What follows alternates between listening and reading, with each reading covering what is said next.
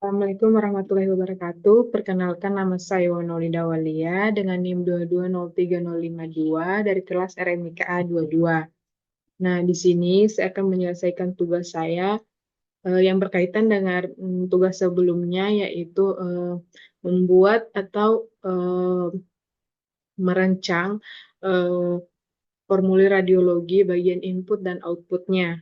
Nah, di sini saya akan coba menormalisasikan dari isi dari atau field yang ada pada form tersebut. Ya, yang dimana menormalisasikan itu yaitu eh, teknik untuk mengolah atau merancang sebuah data dalam basis data agar data tersebut terorganisir dan bebas dari pengulangan. Nah, di sini saya memiliki beberapa form, yaitu ada form, form formulir radiologi, formulir rawat inap, rawat jalan, dan identitas pasien. Nah, di sini pada formulir radiologi bagian inputnya terdapat ada nomor RM, nama, umur, alamat, tanggal permintaan, diagnosa, dan dokter. Nah, adapun pada bagian identitas pasien, ada nomor RM, nama pasien, jenis kelamin, alamat, agama, nomor handphone, email, pekerjaan, jenis asuransi, tanggal lahir, golongan darah, dan status. Nah, pada bagian form radiologi ini, kita akan coba menormalisasikan apa saja sih field-field yang terulang pada form radiologi ini. Nah, di sini ada nomor RM, nama, umur, alamat, tanggal permintaan, diagnosa dokter, jenis pemeriksaan, dan catatan. Nah, di sini juga saya sudah mencoba menormalisasikan atau menormalisasi formulir radiologi itu, yang dimana setelah dinormalisasikan field-fieldnya hanya cuman ada lagi nomor RM, diagnosa, dokter, jenis pemeriksaan, dan catatan.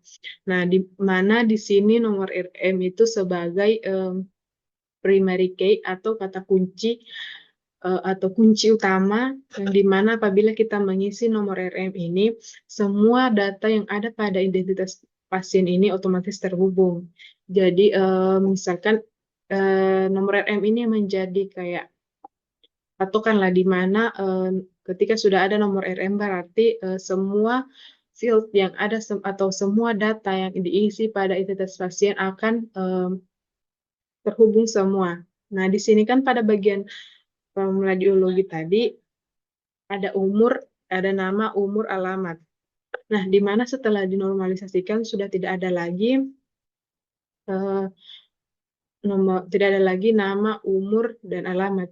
Seharusnya pada bagian sini kita tambahkan tanggal permintaan juga, yang dimana kan tidak mungkin pada bagian radiologi atau pada bagian pemeriksaan ini tidak ada yang namanya tanggal permintaan. Kan pada tanggal permintaan ini tidak mungkin pada hari yang sama ada kalanya mereka melakukan pemeriksaan radiologi pada tanggal yang berbeda. Nah, di sini kita bisa tambahkan pada normalisasinya, yaitu pada bagian normalisasinya kita tambahkan tanggal permintaan. Tanggal permintaan. Karena pasti tanggal permintaan untuk pemeriksaan radiologi itu bisa berbeda-beda. Jadi kita isi juga di sini tanggal permintaan. Untuk nama, umur, dan alamatnya sudah masuk pada eh, formulir input pada bagian identitas pasien. Jadi kita normalisasikan pada formulir radiologi, yaitu umur, alamat, dan nama. Nah, kenapa pada bagian formulir radiologi ini kita tambahkan diagnosa, tanggal permintaan, dokter, jenis pemeriksaan, dan catatan. Nah, yang pastinya pada formulir radiologi tidak selamanya seseorang melakukan pengecekan pada ruang radiologi itu dengan diagnosa yang sama. Bisa saja mereka dengan diagnosa lainnya atau diagnosa apa saja. Nah, pada tanggal permintaan juga tidak mungkin bisa saja mereka melakukan pengajuan pemeriksaan radiologi pada hari yang berbeda atau pada tanggal yang berbeda. Nah, di sini juga dokter bisa saja pada eh, pemeriksaan radiologi hari itu ada dokter lain, makanya di sini perlu diisi dokter. Dan jenis pemeriksaan bisa saja mereka mengisi melakukan pemeriksaan X-ray atau CT scan, bisa saja juga MRI. Nah, ini adalah formulir identitas pasien. Selanjutnya kita akan membahas pada formulir pendaftaran rawat inap. Sebelum dinormalisasikan, adapun bagian input pada formulir pendaftaran rawat inap itu ada nomor RM, nama pasien, jenis kelamin, agama, keluarga utama, riwayat penyakit, riwayat pengobatan, diagnosis awal, jenis asuransi, tanggal masuk, uang perawatan, dan kelas kamar. Nah, di sini pada saat sudah dinormalisasi,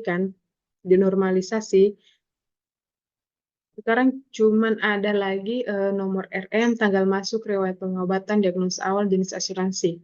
Yang dimana untuk bagian nama pasien, jenis kelamin, agama, keluhan utama, nama pasien, jenis kelamin, dan agama sudah include pada bagian formulir identitas pasien tadi. Maka mereka tidak perlu lagi diisikan atau kita menormalisasikanlah pada formulir rawat inap ini untuk tidak dimasukkan kembali, sehingga ketika sudah dinormalisasikan formulir pendaftaran rawat inap cukup terdiri dari nomor RM, tanggal masuk. Nah, pada saat kita kan, seperti yang dikatakan tadi, nomor RM ini akan menjadi primary key atau kunci utama yang dimana untuk nama tadi, nama, umur, alamat, dan jenis kelamin dan sebagainya itu sudah include masuk pada nomor RM ini. Apabila kita mengisi nomor RM tersebut, maka kayak identitas pasien tadi akan muncul. Nah, kenapa disimpankan lagi di sini pada formulir pendaftaran rawat inap tanggal masuk? Karena tidak, ini kan tanggal masuknya mungkin berbeda-beda, bisa saja berbeda-beda tanggal masuknya. Nah, riwayat pengobatannya juga bisa saja keluhan utamanya pada bagian pendaftar rawat ini kan berbeda atau diagnos awal pada saat dirawat inap itu berbeda. Nah, adapun jenis asuransinya juga tidak selamanya menggunakan BPJS atau apa segala macam, bisa saja mereka menggunakan asuransi umum atau bayar dengan umum. Selanjutnya ada formulir pendaftaran rawat jalan, yang dimana di sini juga ada nomor RM, nama pasien, jenis kelamin, agama, alergi, obat, keluhan utama, asal rujukan, jenis asuransi, tanggal kunjungan, riwayat penyakit, riwayat operasi.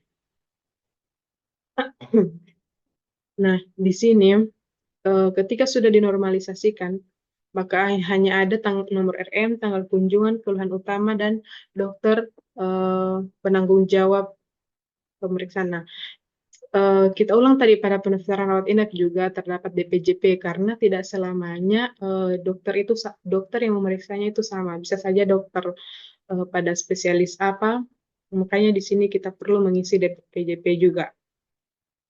Nah, pada rawat jalan, pada saat sudah dinormalisasikan itu cukup ada, seharusnya juga di sini kita tambahkan jenis asuransinya.